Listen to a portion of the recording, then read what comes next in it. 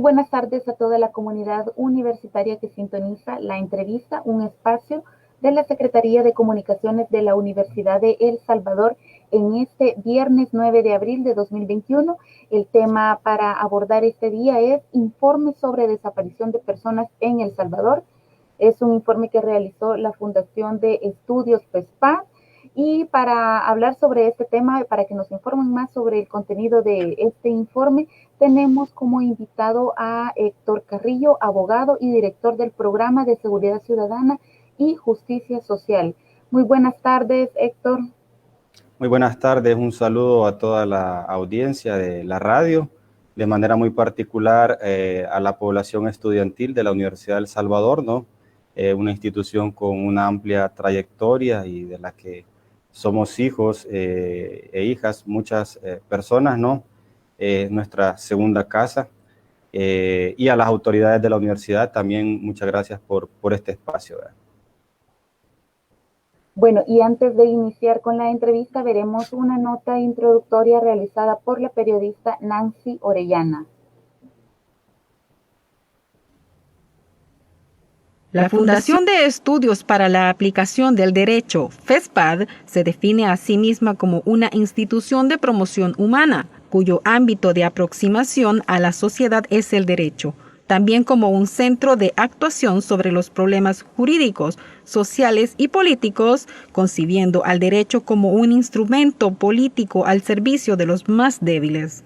De igual manera, como instancia de participación de la sociedad civil en la vida nacional y como un centro de promoción y defensa de los derechos humanos. Institución promotora de valores democráticos pertenecientes a múltiples redes y alianzas nacionales e internacionales, desde la cual se promueve e impulsa el conocimiento y el respeto de los derechos humanos. Esta institución, a lo largo de su historia, ha promovido participativamente la construcción del Estado constitucional, democrático y social de derecho, al defender los derechos humanos con fundamento en la dignidad, libertad e igualdad de la persona humana. En el marco del proyecto Construyendo Paz, FESPAD presentó la investigación de desaparición de personas en El Salvador.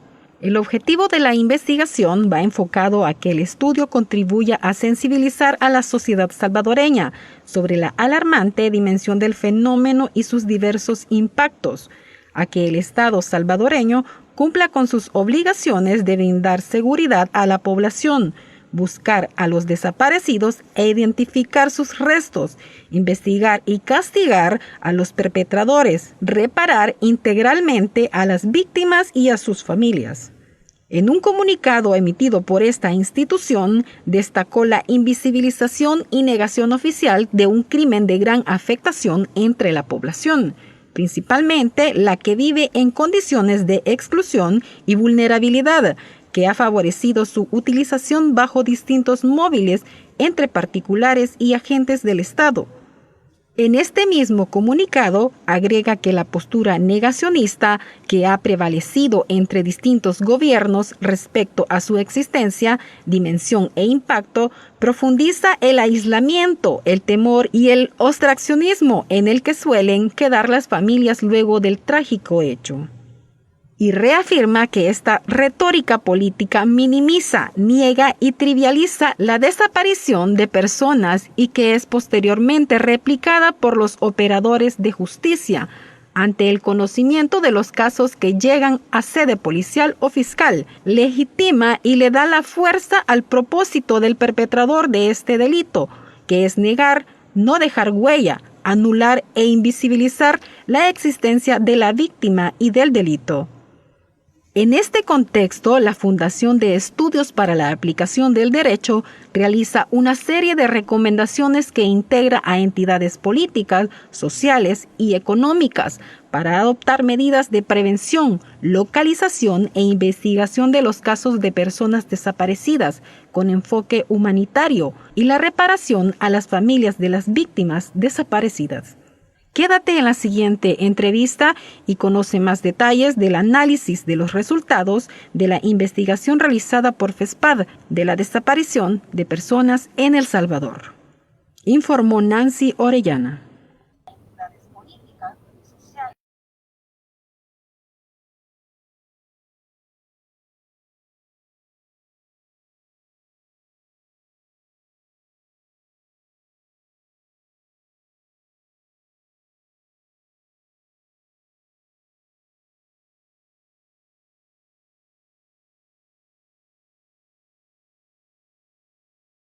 de FESPAD, queremos expresar públicamente, reiterar nuestra solidaridad con el drama humano que viven las familias de las personas desaparecidas, obviamente las personas desaparecidas también, ¿no?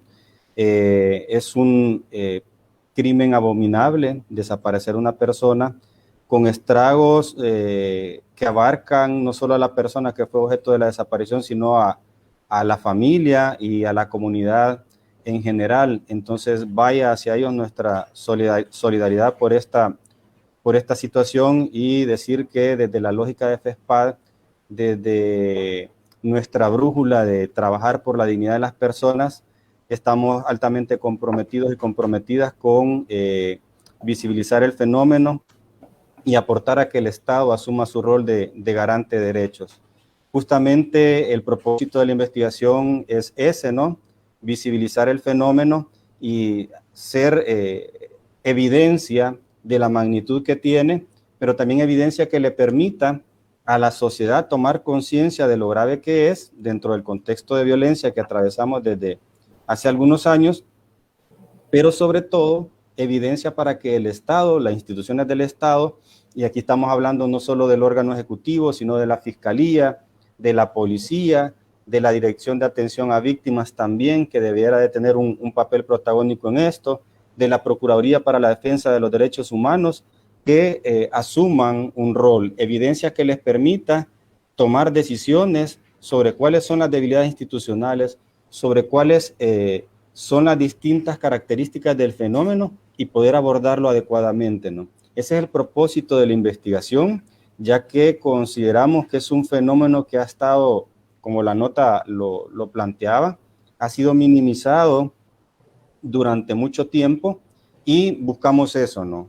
Buscamos desde la lógica que FESPAD ha tenido en sus más de 30 años de existencia, contribuir al fortalecimiento de las instituciones democráticas del país, contribuir a la construcción de la paz, ¿no? Y contribuir a dignificar a la persona en los términos que el artículo 1 de nuestra Constitución establece, ¿no? La actividad del Estado tiene que estar en torno a la persona humana, y aquí estamos hablando de la afectación de todos los bienes jurídicos protegidos por el ordenamiento jurídico salvadoreño, la vida, la integridad, la familia y todo lo que está en torno a este hecho, ¿no? Entonces, es una contribución de FESPAD que ha sido elaborada en el marco de uno de los proyectos que ejecuta FESPAD, que se llama Construyendo Paz, que es una iniciativa que hemos estado desarrollando con una organización, con Christian Aid, con financiamiento de la Unión Europea acá en El Salvador, ¿verdad? Entonces ese es el propósito. Ha sido una investigación en términos metodológicos bastante profunda. Ha implicado la revisión de material bibliográfico nacional e internacional, pero también el desarrollo de trabajo de campo. Se hicieron más de 30 entrevistas entre funcionarios, defensores de derechos humanos que están vinculados a la atención de este tema, y particularmente de víctimas, hombres y mujeres, familiares de víctimas, de personas desaparecidas, que con sus testimonios, con su vivencia, han dado los elementos que la investigación recoge.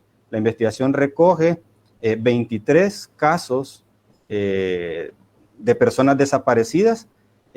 Son personas, sus familiares, que han acudido al sistema, que han aportado todas sus valoraciones y toda la tragedia que han tenido que vivir, más allá de la desaparición de su familiar, la revictimización por parte de las instituciones del Estado, ¿no?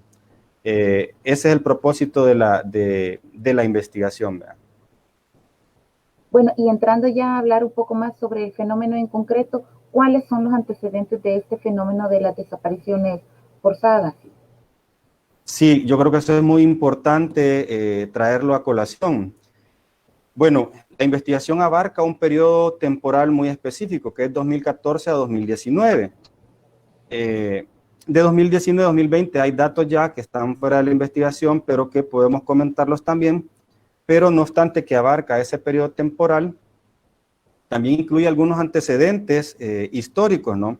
El tema de las desapariciones ha tenido distintos momentos en El Salvador. Podemos remontarnos hasta 1932, ¿no? Con todo el genocidio que se dio en ese momento por el dictador Maximiliano Hernández Martínez, ¿no? La persecución de nuestros pueblos originarios, la persecución política consecuente, que se dio de manera consecuente a eso, el cierre de los espacios que implicaba la desaparición, que nos llevan a otro momento, y es el periodo de la Guerra Civil, donde la desaparición fue un método también utilizado en el marco de ese conflicto por principalmente agentes estatales, ¿no?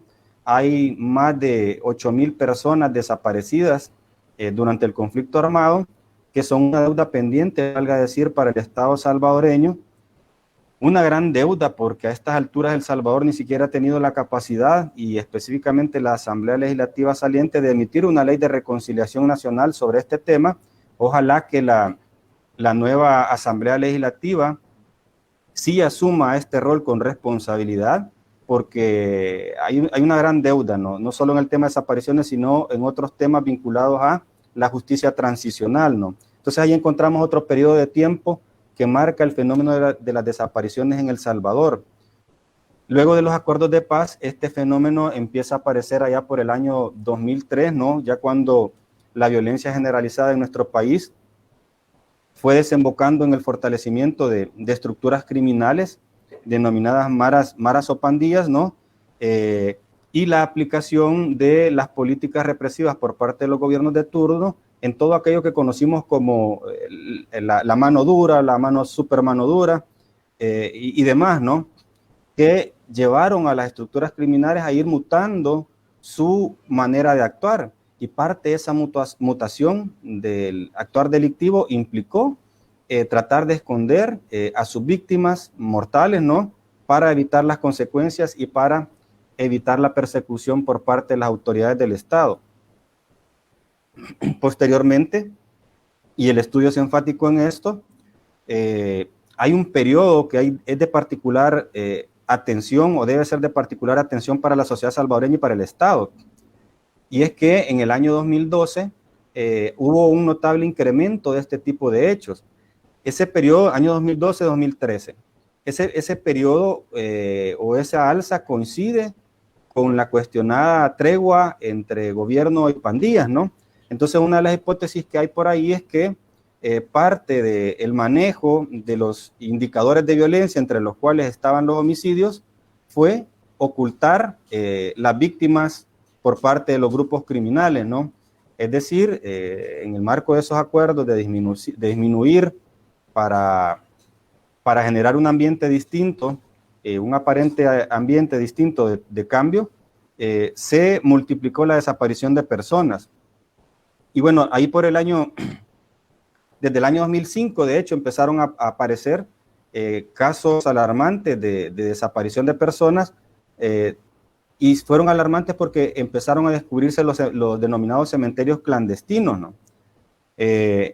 Un poco para poner en contexto de cómo eso va evolucionando desde el año 2015 hasta 2000, y esto lo abarca la investigación, hasta 2014, que es el periodo histórico que abarcamos. En ese periodo de tiempo se registra, y esto está en la investigación, más de 230 cementerios clandestinos en El Salvador que fueron descubiertos por las autoridades, principalmente mediante la colaboración de pandilleros criteriados que dieron cuenta de dónde estaban estos lugares, ¿no? Entre esos años, bueno, del año 2013 al 2017, hemos podido registrar en la investigación la ubicación de 2,463 personas en cementerios clandestinos. Estos los que han podido ser ubicados y ubicadas, ¿no? Es una situación bastante alarmante, ¿no?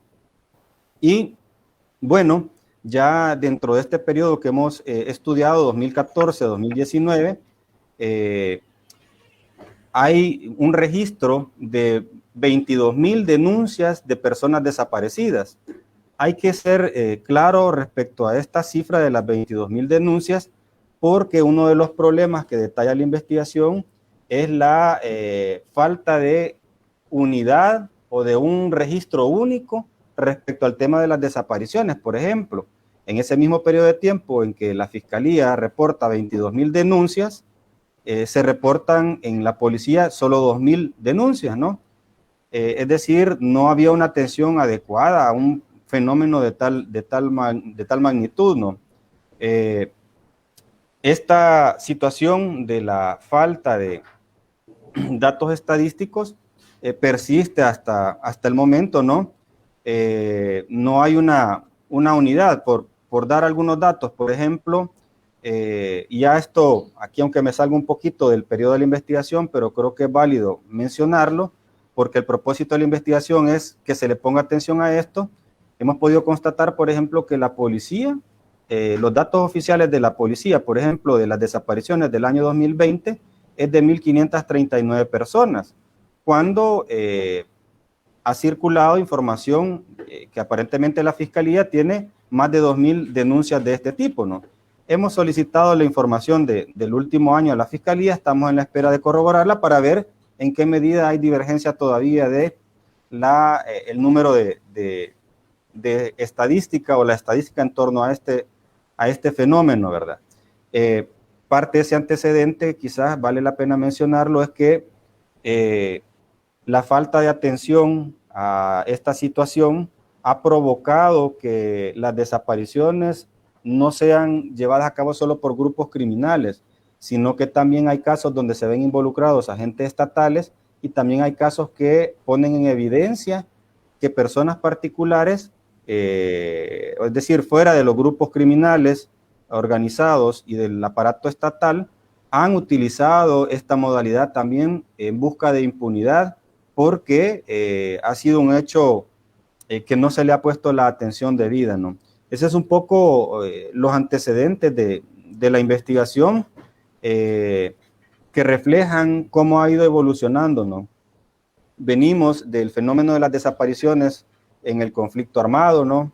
A la aparición del fenómeno ya en el contexto de violencia y cómo la desatención de esta situación ha ido permitiendo la modificación de este patrón de conducta de los grupos criminales hasta la actualidad, donde hemos descubierto, y está plasmado en la investigación también, que a estas alturas se han hecho cementerios clandestinos, incluso en manglares, ¿no? Siempre para tratar de lograr la impunidad, ¿no? Más allá de los números, acá hay un drama humano, un sufrimiento constante de los ciudadanos y ciudadanas salvadoreñas, al que nosotros insistimos, se le debe poner la debida atención por parte del Estado, ¿no? Y particularmente del actual gobierno, que pues le corresponde abordar la problemática.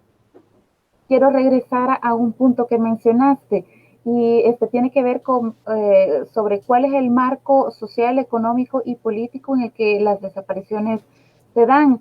Mencionaste algo sobre que disminuyen o aumentan de acuerdo a los procesos electorales o que está en función de obtener réditos electorales. Uno de los aspectos plasmados en la investigación y que hemos podido constatar es que parte del incremento del fenómeno de la persistencia en el tiempo ha sido el hecho de plantear esta situación en el escenario político, y eso ha llevado a que se hagan cálculos políticos respecto a este indicador de violencia, ¿no?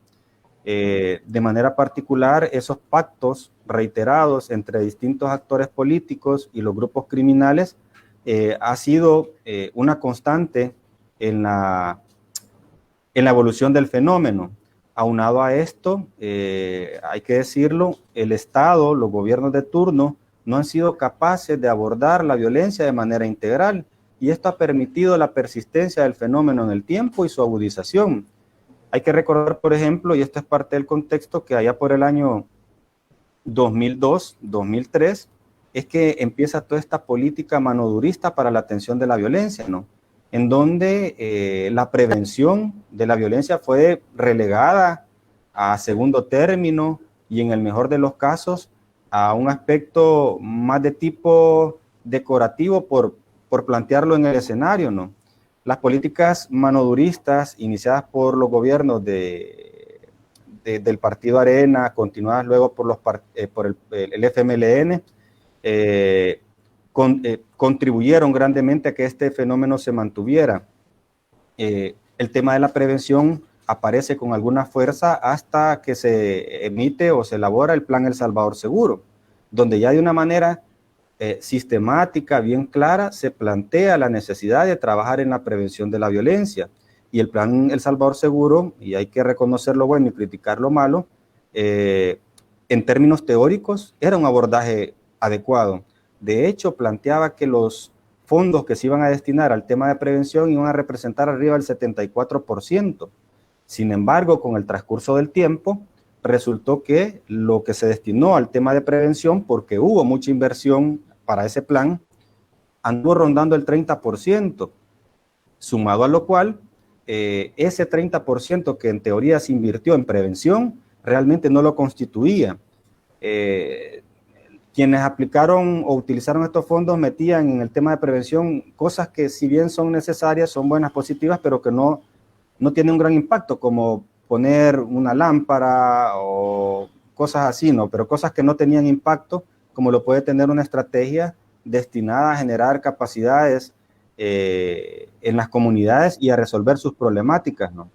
Entonces, esta política reiterada de enfocarse solo al tema de la represión contribuyó a el fortalecimiento, bueno, primero a la mutación del actuar de los grupos criminales. Segundo, y esto más vinculado a las malas decisiones respecto al abordaje, al fortalecimiento de los grupos criminales y a incluir este tema de las desapariciones como parte de su lógica de actuación. Y bueno, lo otro, quizás dentro de ese contexto, ha sido la invisibilización o la minimización de la problemática, ¿no? La problemática existe y debe atenderse. Y aquí quizás, aunque no resulte apropiado, quiero hacer referencia a algunas de las declaraciones que las autoridades han dado recientemente, ¿no? El día de ayer, por ejemplo, el ministro de Seguridad hacía referencia a que realmente las desapariciones están disminuyendo, que el fenómeno no es como lo estamos planteando.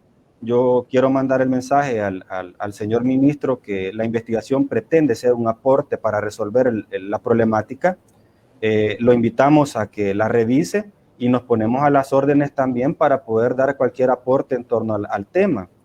Y quizás retomando un poquito el análisis que el ministro hacía, porque él hablaba de una reducción de las tendencias, ¿no?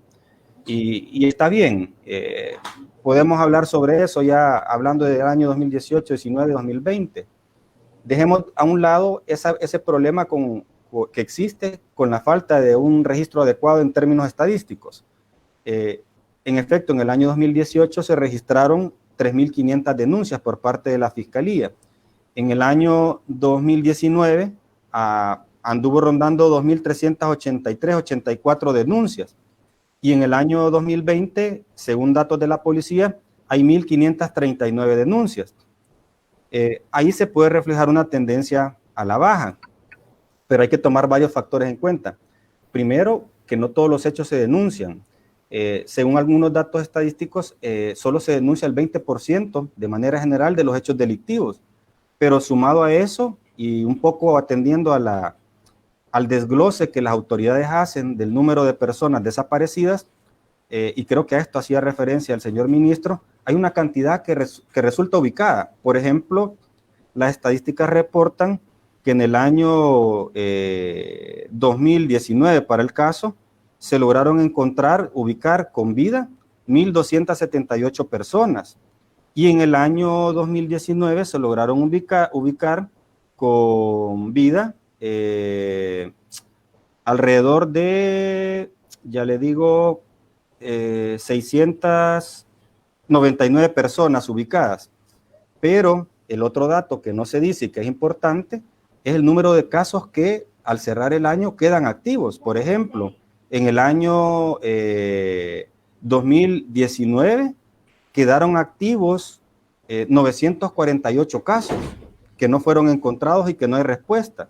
En el año 2019 tenemos 631 casos activos y 58 que estaban en proceso de finalización sin ubicar a la víctima. Si hacemos cuenta, resulta que solo entre el año 2019 y el año 2020 tenemos 1,637 casos sin resolver. Doy ese dato para que no se cuestione, es decir, nosotros hemos planteado un periodo de tiempo 2014-2019, que no tenía el propósito, que no era otro, más que visibilizar el fenómeno y decirle al Estado, hay que atender esto. Y aquí hay otros datos, también cifras oficiales, 1,637 casos que no han sido resueltos entre año 2018, año 2019 y año 2020. Son datos actuales, ¿no? A los cuales pues creemos que se le debe de poner atención, ¿verdad? No solo fijarse en el tema de que numéricamente, de manera general, aparentemente hay una reducción, pero el número de casos sin resolver es significativo. Y están ahí las víctimas y el propósito de esto es, como digo, dar elementos para que se pueda abordar el tema. Hablemos sobre cuáles son los perfiles de las víctimas o los grupos afectados y los principales móviles que ustedes han identificado en este estudio. Sí, ese es otro de los datos bastante interesantes y por eso decimos de que la investigación puede ayudar a tomar decisiones. El principal el rango de edades de los afectados, de las afectadas, el mayor porcentaje anda entre los 18 y los 30 años, ¿no? Anda alrededor del 40% de las víctimas.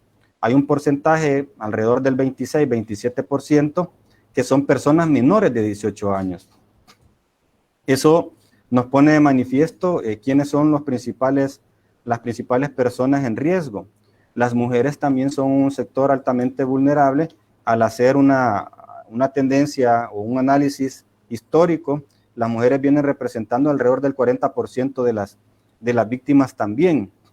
Y dato alarmante es que incluso ese dato, ¿no?, del 26%, 27% de personas que son menores de 18 años. Es decir, es una cosa gravísima porque de por sí que una persona, independientemente de la edad, sea desaparecida, es abominable, pero el grado de desprotección de la población se pone de manifiesto en el hecho de que incluso personas menores de 18 años están siendo objeto de este tipo de hechos. Es decir, estamos fallando como sociedad en la protección de la niñez, de la juventud. No tenemos mecanismos ni comunitarios ni estatales para garantizar la protección de nuestros jóvenes, de nuestras personas adultas, de nuestra niñez. El estudio recoge casos que yo invito a la población a que revise el estudio, invito a las autoridades también, a los funcionarios, a las funcionarias, donde hay casos pero estremecedores.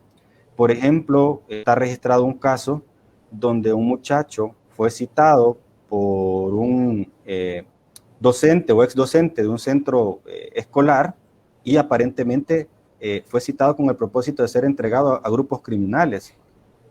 Los familiares, y este es otro de los datos que quizás ya vamos a ver por ahí de algunas de las respuestas estatales, pero me adelanto un poquito.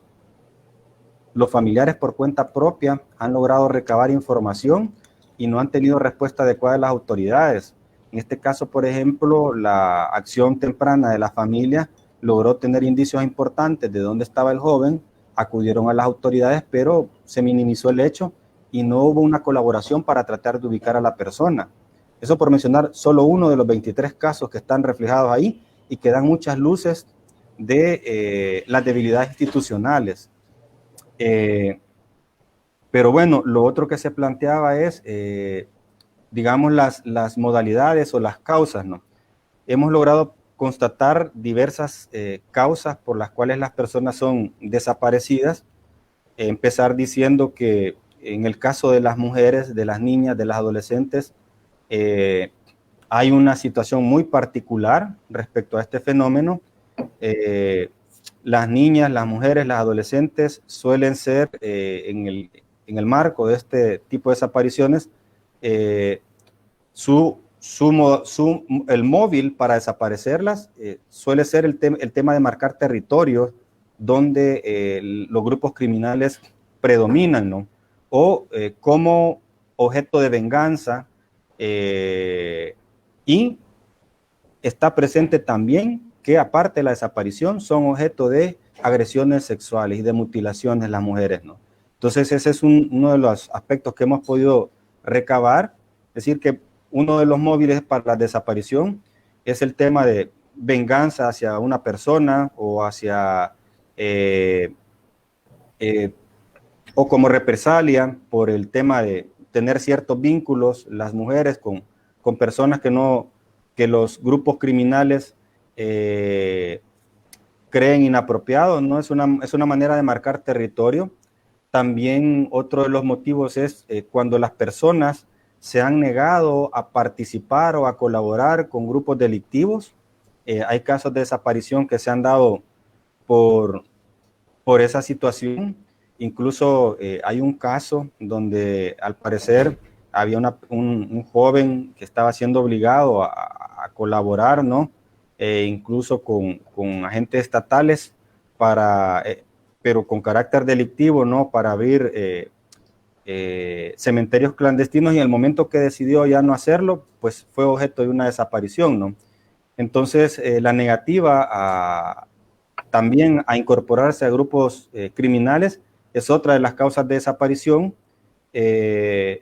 Las venganzas personales o por conflictos familiares también han aparecido como un motivo de la desaparición de personas. Aquí adquiere fuerza el tema de la impunidad que por años ha tenido este hecho delictivo. Entonces, al presentarse una disputa personal o familiar de una magnitud grande como para generar rencillas, represalias, se ha acudido a esta modalidad en confabulación también con grupos criminales. Hay casos también donde el simple hecho de pasar de una zona que está bajo el control de un grupo criminal hacia otra de otro grupo criminal ha desencadenado también la desaparición, ¿no? Y pues también hemos encontrado casos donde la desaparición ha sido ejecutada por agentes estatales, sea bajo la modalidad de esos casos existen, de la modalidad, parecieran agentes que van a desarrollar sicariato, ¿no? Que han sido contratados y en coordinación con grupos criminales han participado en la desaparición de personas, ¿no? Esos son algunos de los móviles que hemos podido destacar en el marco de la investigación, ¿verdad? Bueno, también podríamos hablar del trabajo que realizan las organizaciones sociales, organizaciones defensoras de derechos humanos y, por supuesto, comité de familiares de víctimas en todo este esfuerzo por visibilizar este fenómeno. Sí, bueno, el Estado no, aquí creo que es importante hablar de la falta de respuesta adecuada del Estado. En los casos que se han podido o que se han incluido en la investigación, ha sido reiterado, uno, la falta de reacción inmediata por parte de las autoridades. La gente va, denuncia, hay un tema de estigmatización por parte de las autoridades, comentarios como por ejemplo, no mire, quizás se fue con el novio, con la novia, ¿da? No mire, quizás se fue con otra mujer, no mire, es que quizás en algo anda metido y por eso lo desaparecieron. O el hecho de llegar con indicios y decirle a las familias que si tienen certeza de que la persona está ahí, pueden ir, que si no, no. O de indicarle que la pueden acompañar, pero que después no le garantizan la seguridad. Entonces ha habido una falta de atención inmediata a los casos, personas que les ha tocado andar entre sede policial y sede policial para ver quién les toma la denuncia, o lo que existía antes de obligar a la gente a que se esperara 72 horas para poderle recibir la denuncia, ¿no?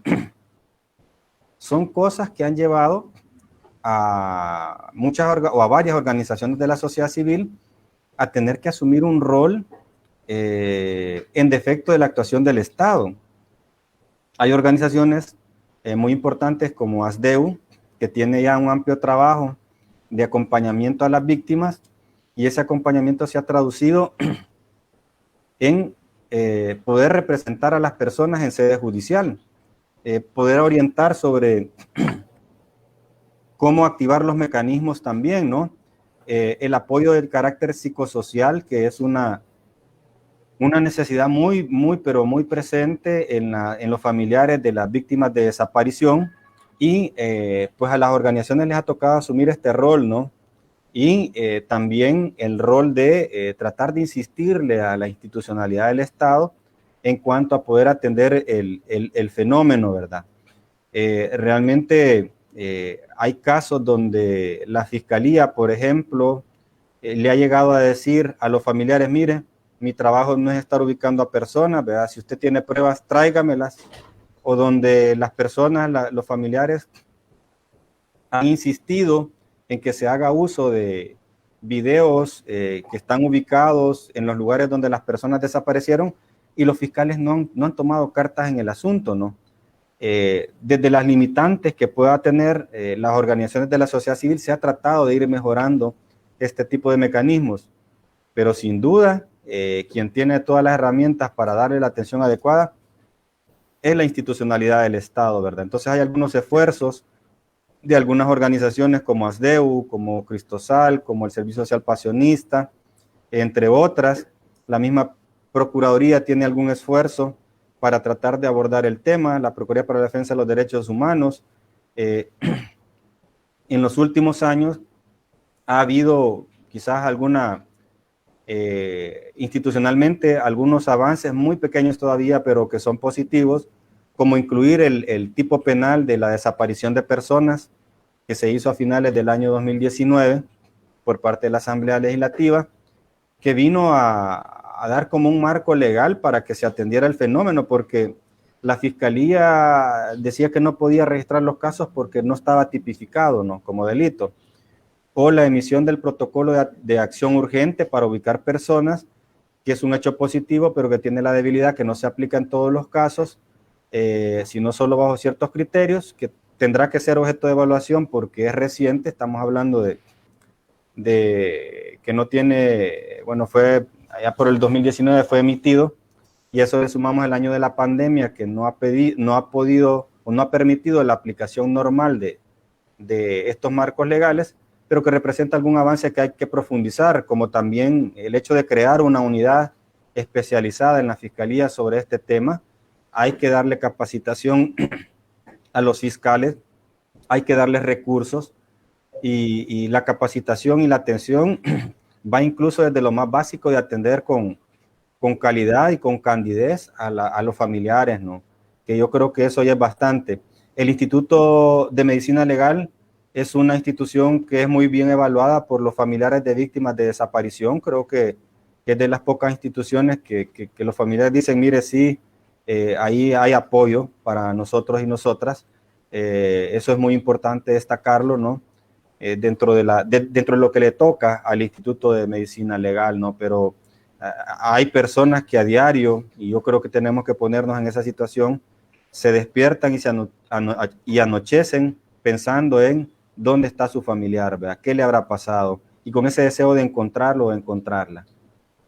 Bueno, para ir finalizando, muy brevemente, el cierre de mecanismos de control de espacios de interlocución entre organizaciones sociales, víctimas, autoridades, y el hecho de que las autoridades aún todavía la atención sea bastante débil para atender este fenómeno, implica definitivamente que este fenómeno de desapariciones continúe. Reflexionemos brevemente sobre este punto, Héctor. Nosotros invitamos, y creo que es un sentir de todas las organizaciones de la sociedad civil, a que este gobierno, en atención a esas declaraciones que dio el presidente de la República después del resultado electoral, abra esos espacios de interlocución con la sociedad civil. Y esos espacios de interlocución tienen que ser con todos los actores. El diálogo debe ser el mecanismo por excelencia dentro de la institucionalidad democrática para buscar soluciones a los problemas de este país. A priori no hay que descartar a nadie. Y en el caso de la sociedad civil, de manera particular, al presidente de la República, a la Asamblea Legislativa, a los diputados y diputadas electos y electas, que no desaprovechen la oportunidad de tener toda esta experiencia que existe en las organizaciones, no solo en el tema de desapariciones, sino en el tema de la prevención de la violencia, en el tema de desplazamiento forzado. Se han tenido experiencias que dan cuenta de cómo las capacidades de la sociedad civil en estos temas han permitido al Estado dar pequeños pasos en el avance o en avanzar en mejorar sus mecanismos de atención. La Dirección de Atención a Víctimas pudiera aprender mucho de la experiencia que tiene el comité de familiares, que tienen las organizaciones que he mencionado, para ver cómo se atiende a los familiares de las víctimas de desaparición. Hay que estandarizar el procedimiento para atender a las víctimas, para atender estos casos. Eso implica coordinar entre Fiscalía, Policía, Procuraduría, el órgano ejecutivo, en el caso de la Dirección de Atención a Víctimas. Entonces, el llamado es al diálogo de verdad. Y la historia de este país ha demostrado que mediante el diálogo se han podido abordar los grandes problemas. Y ojalá, y de verdad lo decimos con toda sinceridad, que este gobierno no siga cometiendo el error que el gobierno anterior cometió al no escuchar. El gobierno anterior tuvo ese error, no escuchó a la población y pagó las consecuencias, ¿no? Este gobierno tiene la oportunidad, sobre todo porque tiene una amplia mayoría en la Asamblea, o la va a tener, de verdad resolver los problemas de este país, pero eso lo va a hacer de la mano con la población, y la sociedad civil tiene mucho que aportar. Entonces, tomemos el diálogo en serio, y nosotros y nosotras desde FESPAD estamos abiertos a colaborar siempre y cuando se ponga al centro de esa colaboración el fortalecimiento de la institucionalidad democrática, la construcción de la paz y la dignidad de las personas. Bueno, llegamos al final de la entrevista. La entrevista es un espacio de la Secretaría de Comunicaciones de la Universidad de El Salvador que busca abordar temas que son de interés tanto para la comunidad universitaria, pero para la sociedad salvadoreña en general. En esta ocasión tenemos al licenciado Héctor Carrillo, abogado y director del Programa de Seguridad Ciudadana y Justicia Social, quien nos nos habló sobre el informe de desaparición de personas en El Salvador. Héctor, muchas gracias por acompañarnos esta tarde. Muchas gracias a ustedes, éxitos en todo, y bueno, vamos a estar a la orden también para lo que podamos contribuir. Llegamos al final de esta entrevista. Le invitamos a escucharnos nuevamente el día lunes con otro importante tema. Muy buenas tardes.